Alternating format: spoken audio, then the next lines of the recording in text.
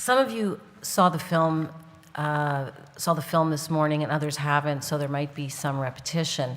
And unfortunately, I'm not informed by what Mala said, because I'm sure there are a lot of similarities that we can talk about. But the one thing that distinguishes the organ trade, the illegal organ trade, is firstly, it's a life and death issue for many people. So the people who seek out organs on the black market are doing it because they don't want to die. And it's really tough to judge those people. So when I met the kind of people who went overseas, none of them took that decision lightly. None of them were flippant about it or just thought, let me go buy a kidney from some poor person. They were ineligible for kidney transplants at home because perhaps their health deteriorated while on dialysis, or the waiting list was so long and they were too old to wait out that list. So it's kind of, while we intuitively feel repulsed by the idea of going to buy an organ, you can understand why they would be driven to do it. The other thing is that it's illegal, unlike surrogate motherhood, which is illegal in Denmark. It's in Canada. We're from Canada. I'm here with my co-producer, Simcha, by the way.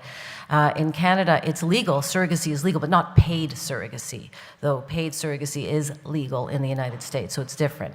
Organ trafficking is illegal everywhere in the world except Iran, which is not a country you want to hold up as a shining beacon of human rights.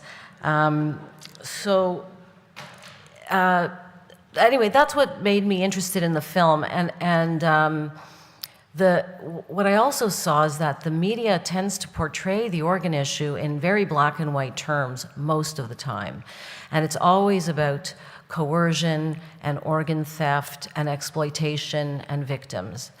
And the black market in human organs is much more nuanced and complex than that, much like the surrogacy issue, because you have people who are desperate for kidneys, but on the other side of the equation, you have people who are living in abject poverty, the kind of poverty that's very hard for us to understand in a way, coming from Western countries. Anyway, what I didn't expect, though, was to take a real journey,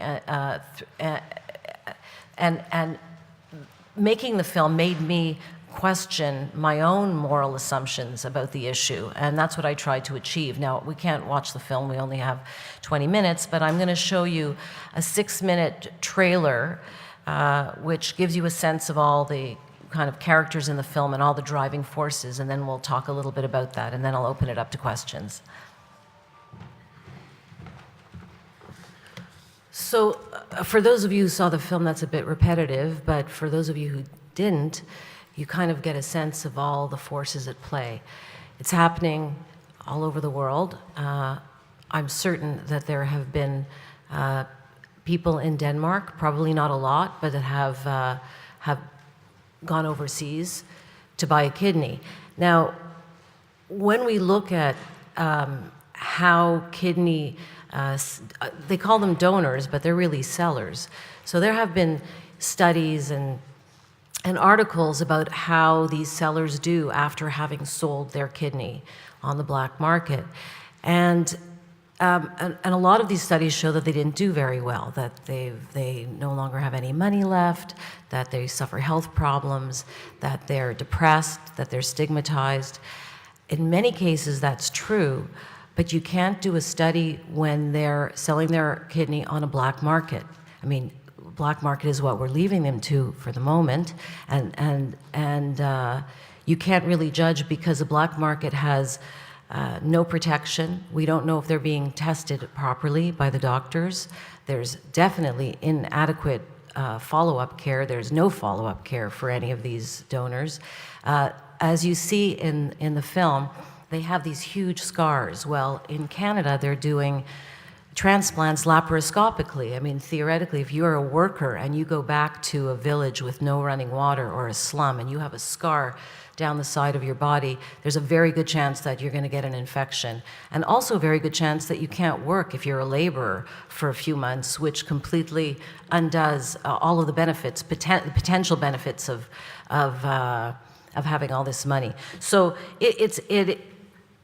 it's complex to study. You can't really look at how they're doing now because it's happening illegally all over the world. And I'll just tell you a bit about how it works and what surprised me. The brokers, sorry, in the Philippines were very happy to talk to me. And a lot of people say, why are they talking to you? It's illegal. Well, they're talking to me because it's so commonly done there, and that they don't see it as such a big deal. I don't think they think it's nothing, but the fact that the media is interested in this, one, they're used to it because there have been so many journalists coming, and they don't see it as horrifically as we do.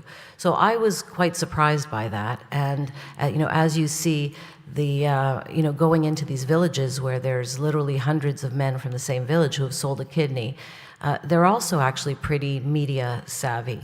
And I asked myself why there were so many clusters of people selling their kidneys. And in countries like the Philippines, and I'm sure it's the same in India and in Bangladesh and in all the countries where kidneys are sold, and it is the same in Moldova, I can say that for a fact, it's not so much because brokers and recruiters go and try and get them to sell their kidneys. It's because a few people sell their kidneys, and then the rest of the village wants to make the money that they made. So all of the brokers told me the same thing. They do very little recruiting. It's the villagers who come to them. And what you need to do to be a broker is you need to have a connection to a hospital or to a doctor. And so those brokers are approached, and they have pools of men basically waiting to be organ donors. In the case of the Philippines, most of it, in fact all of it really now, has been happening in traditional hospitals. So when you hear about the black market organ trade, and in a place like Kosovo, which I slightly covered in this clip, it's happening in private clinics because kidney transplant is not that complex an operation anymore. But in the Philippines, it's happening in regular hospitals, and the surgeons and doctors are often in cahoots with the brokers. But even if they're not, and even if the surgeon is not willing to find a kidney in a slum, the recipients often do. So what's happened now is the Philippines has shut down to foreigners. There was a time when there were plane loads of people from Saudi Arabia, for example, because they didn't have a transplant system in their country, and so they were not hiding, they were very overtly coming to the Philippines for these transplants. That's shut down, and people told me there's no black market in the Philippines anymore, but we went because I found that very hard to believe. And now what you find is either affluent locals or expat Filipinos who, if they need a kidney, will come to the country and find a donor. It's very easy to find someone who's willing to sell a kidney, but to try and make sure that there's no vending going on, there's a law that says that the donor has to have a relationship with the recipient. So, but the relationship doesn't have to be a familial relationship. You don't have to be a blood relative. So donors are being coached into saying, that the recipient works for my mother works for the recipient and I want to help him. And they're being coached on how to get through the ethics committee. But it's such a thinly veiled lie that I suspect the ethics committees who are deciding at the hospitals are also not kind of in cahoots, but they turn a blind eye. So you can see, I'm just telling you all this just to give an impression of how difficult it would be to crack down from the point of view of countries like the Philippines and India. The other thing about the brokers is they all sold kidneys themselves. They're petty criminals. They're not organized crime. They're not mafia.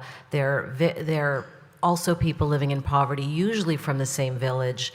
And they make between $100 and $400 on a transaction. The Filipino donors themselves make between $1,500 and $2,500 on a transaction. And because it's happening in the black market, they almost never get what they're promised. They're always shortchanged a few $100s to theoretically pay for the blood testing and transportation and whatever else has to happen.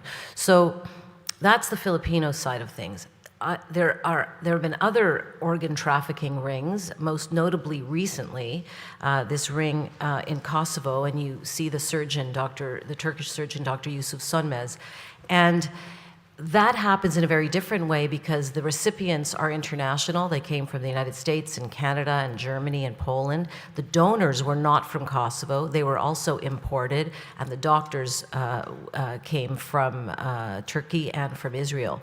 So again, there's no controls, but what's interesting about that is those are two doctors that are highly respected in their own countries, doing illegal work. They've been arrested, but they're acknowledged as brilliant surgeons. So here you have really top-of-the-line medical care who have decided to operate in this arena of illegal organ trafficking, and many of their donors will show you their scars, and they're very small, and they did get paid what they were promised, some of them, not all of them.